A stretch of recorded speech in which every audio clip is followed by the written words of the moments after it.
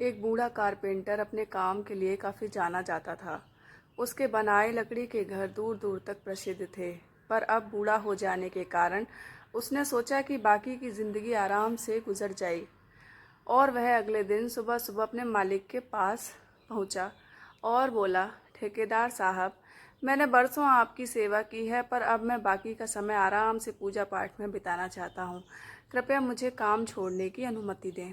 ठेकेदार कारपेंटर को बहुत मानता था, इसीलिए उसे ये सुनकर थोड़ा दुख हुआ, पर वो कारपेंटर को निराश नहीं करना चाहता था। उसने कहा, आप यहाँ के सबसे अनुभवी व्यक्ति हैं, आपकी कमी यहाँ कोई नहीं पूरा कर पाएगा, लेकिन मैं आपसे निवेदन करता हूँ कि जाने से पहले एक आखिरी काम करते जाइए।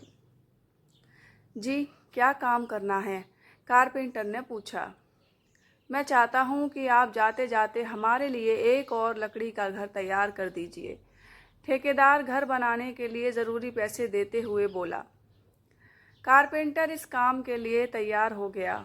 उसने अगले दिन से ही घर बनाना शुरू कर दिया, पर यह जानकर कि ये उसका आखिरी काम है और इसके बाद उसे और कुछ नहीं करना होगा, वो थोड़ा ढीला पड़ गया। पहले जहाँ वह बड़ी सावधानी से लकड़ियाँ चुनता और काटता था, अब बस काम चलाऊ तरीके से ये सब करने लगा।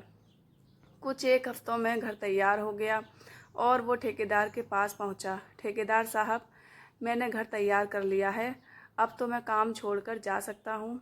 ठेकेदार बोला, हाँ, आप बिल्कुल जा सकते हैं, लेकिन अब आपको अपने पुराने छोटे से घर में जाने की ज़रूरत नहीं है, क्योंकि इस बार जो घर आपने बनाया है वो आपकी बरसों की मेहनत का इनाम है।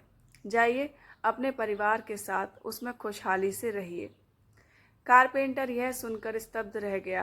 वह मन ही मन सोचने लगा, कहाँ मैंने दूसरों के लिए एक से बढ़कर एक घर बनाए और अपने घर को ही इतने घटिया तरीके से बना बैठा।